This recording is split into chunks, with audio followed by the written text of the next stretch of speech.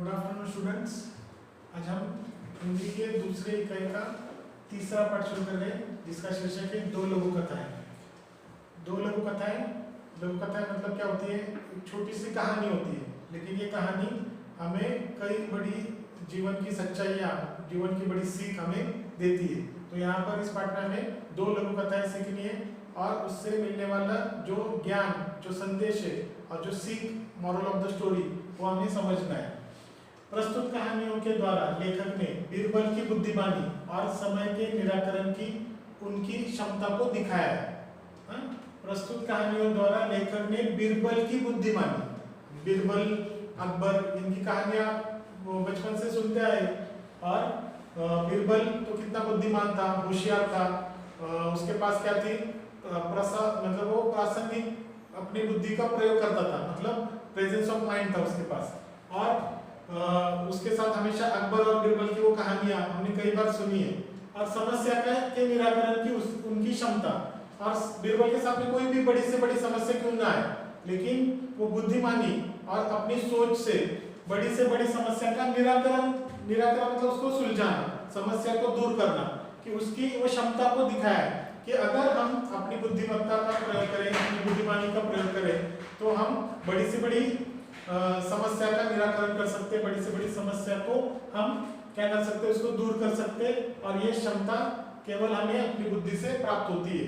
तो बीरबल के जैसे अगर हम अपनी बुद्धि का प्रयोग करेंगे तो हम भी बड़ी से बड़ी समस्याओं को निपटा सकते हैं, उसको सुलझा सकते हैं और उस संकट से मुक्त हो सकते हैं। तो ऐसी कहानियां, दो लघु कथाएं हमें यहाँ पर देखनी है। इस पाठ में कुछ शब्दार्थ है, वो भी पहले देखेंगे हम। आश्चर्य मतलब अचरज, उत्सुकता मतलब आतुरता, कंजूस मतलब कृपण, मतलब हर एक बात में अपने आप को, मतलब हर चीज को अपने पास संभाल के रखना, उसको खर्च नहीं करना, उसको बोलते कंजूस। किस्सा मतलब कहानी। दमड़ी पैसे का 8वां भाग, उसको दमड़ी कहते हैं, पैसे का 8वां भाग। पहले दमड़ी, डेढ़ दमड़ी, इस तरह से पैसे को मापा जाता था। धूर्त मतलब कपटी, जिसके मन में कपट है, दुर्व्यवहार है, बुरे विचार है उसके मन में, उसको कहते हैं धूर्त, कपटी, मतलब सेल्फिश भी कह सकता हूँ। निपुण मतलब प्रवीण, कुशल, मतलब जिसमें कुछ क्वालिटीज है, उसको क्या कहते हैं हम लोग? निपुण या प्रवीण या कुशल, एक्सपर्ट या स्किलफुल। निरुत्तर, जो उत्तर देने में असमर्थ हो, जिसको कहते हैं निरुत्तर, मतलब जिसके पास कोई उत्तर नहीं है, उसको कहेंगे हम निरुत्तर। प्रतिबिंब मतलब छवि, रिफ्लेक्शन, जैसे आईने में हम अपनी छवि देखते हैं, उसको कहते हैं प्रतिबिंब। प्रसिद्ध मतलब मशहूर, फेमस। फरियाद मतलब याचना, प्रार्थना, किसी दुख के बारे में भगवान के साथ हमने जाकर याचना करते हैं, मतलब प्रार्थना करते हैं या फिर फरियाद करते हैं। मेहनताना मतलब पारिश्रमिक, कि अगर हमने कुछ काम किया है तो उसके बदले में हमें जो कुछ मिलता है उसको कहेंगे हम पारिश्रमिक या मेहनताना। मतलब आज के दौर में हम लोग क्या करते हैं, किसी का काम करने पर, नौकरी करने पर हमें पगार मिलता है, मतलब मेहनताना मिलता है, मजदूरी मिलती है, उसको कहेंगे हम मेहनताना। शासक मतलब शासन करने वाला, रूलर, मतलब अभी तो रूलर कौन है? गवर्नमेंट है, जिसको हम लोग ही चुनते हैं, इलेक्शन में हम लोग वोटिंग करते हैं और गवर्नमेंट को चुनते हैं। हरियाली, हरे भरे पेड़ पौधों का समूह। हरियाली का अर्थ होता है जहाँ बहुत सारे हरे भरे पेड़ है, उसको, उस क्षेत्र को कहेंगे हरियाली। हुबहू मतलब जैसे का वैसा, जैसे का वैसा मतलब जो सेम टू सेम। फिर हमारी पहली कहानी है हरा घोड़ा। पहले कहानी जो कहानी दिया है तो उसका शीर्षक है हरा घोड़ा। अकबर और बीरबल के किस्से बहुत प्रसिद्ध है, ये कहानी हमने बचपन से सुनी है, कई बार हमने अकबर किस तरह से बीरबल के सामने पेचीदा प्रसंग उत्पन्न करता है और बीरबल वो पेचीदा और कठिन प्रसंगों को अपनी बुद्धिमत्ता से हल करके फिर अकबर को क्या करता है, अपनी बुद्धिमानी का परिचय देता है। तो ऐसी अकबर और बीरबल के किस्से बहुत प्रसिद्ध है। अकबर एक महान शासक थे, अकबर दिल्ली के बादशाह थे और उनका पूरे भारत में उनका क्या था? राज था। तो इतने बड़े शासक, इतने बड़े महान बादशाह वो माने जाते थे अकबर, और उनके दरबार में 9 रत्न थे, 9 ज्वेल्स, जो उनके दरबार के वो बड़े अपने अपने क्षेत्र के होनहार लोग थे। उसमें से एक था बीरबल, तो है ना। बीरबल उनके नवरत्नों में से एक थे, जो अभी मैंने कहा कि नवरत्न थे उनके दरबार में, तो उन सब में बीरबल एक नवरत्नों में से एक माना जाता था। एक बार अकबर बीरबल के साथ अपने घोड़े पर बैठकर बगीचे की सैर कर रहे थे। चारों तरफ हरियाली को देखकर उनका मन प्रसन्न हो गया। बादशाह अकबर ने सोचा कि यदि मेरे पास हरे रंग का घोड़ा होता तो मैं उस पर बैठकर हरे भरे स्थानों की सैर करता। अकबर के मन में क्या आया, जब क्या हो रहा था, एक बार अकबर बीरबल के साथ अपने घोड़े पर बैठकर बगीचे की सैर कर रहा था। बगीचे में फूल पौधे पेड़ पौधे सब होते ही है, और उसमें वो सैर कर रहा था मतलब घोड़े पर सवार होकर घूम रहा था। चारों तरफ हरियाली को देखकर उनका मन प्रसन्न हो गया। कोई भी पेड़, हरा भरा पेड़ देखकर हमें मन में प्रसन्नता होती है, खुशी होती है। इसलिए तो हम ऐसे जगह पर घूमने जाते हैं जहाँ पर पेड़ पौधे है, तो वहां पर जाने पर हमें एक प्रसन्नमय वातावरण का अनुभव होता है और हमारे मन को खुशी मिलती है। वही अकबर के साथ हुआ। अकबर जब उस हरियाली में घूम रहे थे, सैर कर रहे थे, तो इतनी हरी भरी हरियाली को देखकर उनका मन प्रसन्न हो गया, बहुत मन में खुशी उत्पन्न हो गई। बादशाह अकबर ने सोचा, फिर उसके मन में ख्याल आया, सोचा मतलब क्या, उसके मन में विचार आया कि यदि मेरे पास हरे रंग का घोड़ा होता तो मैं उस पर बैठकर हरे भरे स्थानों की सैर करता। अभी हम लोग ज्यादातर देखते हैं कि घोड़ा सफेद रंग का होता है, काला रंग का होता है, थोड़ा सा चॉकलेटी या अलग रंग के होते हैं, लेकिन हरा घोड़ा कभी नहीं होता है, लाल घोड़ा भी कभी नहीं होता है, समझ ना। तो ऐसे कुछ पर्टिकुलर मतलब ऐसे कुछ रंग है कि उन रंगों के घोड़े नहीं होते, समझ ना। तो ये बात अकबर भी जानता है, लेकिन हरियाली में घूम रहा था, हरियाली को जो हरा रंग है सब जगह पे फैला हुआ है, उसमें उसके मन में इतना प्रसन्नता उत्पन्न हुई कि उसको लगा मानो कि मैं भी अगर हरे रंग के घोड़े पे सवार होता तो कितना अच्छा होता। तो ये विचार उसके मन में आया और उसने क्या सोचा था कि यदि मेरे पास हरे रंग का घोड़ा होता तो मैं उस पर बैठकर हरे भरे स्थानों की सैर करता। बस फिर क्या था, अब तो अकबर है और वो बादशाह है, तो उसके मन में विचार आया, मतलब वो विचार वो सत्य में लाने की कोशिश करेगा। बस फिर क्या था, बादशाह अकबर ने बीरबल से कहा, मैं तुम्हें 1 सप्ताह का समय देता हूँ कि तुम मेरे लिए हरे रंग के घोड़े का प्रबंध करो। अभी उसको मालूम था बीरबल तो होशियार है, वो कुछ ना कुछ हर परेशानी की जड़ को ढूंढता है और उस परेशानी को दूर करता है। तो ये उसने बीरबल को और एक नए संकट में और एक नए विचार में डाल दिया। क्या कहा कि मैं तुम्हें 1 सप्ताह का समय देता हूँ। 1 सप्ताह का समय मतलब 1 वीक, 1 हफ्ते का समय, जिसमें केवल 7 दिन होंगे और 7 दिन के समूह को कहेंगे हम सप्ताह। तो मैं तुम्हें 1 सप्ताह का समय देता हूं कि तुम मेरे लिए हरे रंग के घोड़े का प्रबंध करो। बादशाह अकबर बीरबल की बुद्धिमानी की परीक्षा लेना चाहते थे, इसलिए उन्होंने हरे रंग का घोड़ा लाने के लिए कहा था। वो भी खुद जानते थे कि हरे रंग का घोड़ा नहीं दिखता है या नहीं होता है, फिर भी वो अकबर हमेशा बीरबल की परीक्षा लेते थे कि वो सच में कितना होशियार है। कभी ना कभी उसकी होशियारी रुक जाएगी, कभी ना कभी उसके सामने ऐसे प्रश्न आ जाएंगे कि वो उसके सामने होशियारी कुछ नहीं कर पाएगी। इसलिए उसकी बुद्धिमानी की वो परीक्षा लेना चाहते थे, इसलिए उन्होंने हरे रंग का घोड़ा लाने के लिए कहा था। आगे बादशाह और बीरबल दोनों ये बात अच्छी तरह से जानते थे कि संसार में कहीं भी, संसार मतलब दुनिया में कहीं भी हरे रंग का घोड़ा नहीं होता, क्योंकि मैंने पहले भी कहा कि कुछ ऐसे रंग है उन रंगों के घोड़े कभी होते ही नहीं है, समझ में ना। तो उसी प्रकार ये दोनों भी जानते थे, लेकिन फिर भी हमेशा अकबर क्या करता था, बीरबल को ऐसे पेचीदा सवालों में डाल देता था कि उससे उसकी बुद्धिमानी की परीक्षा होती थी।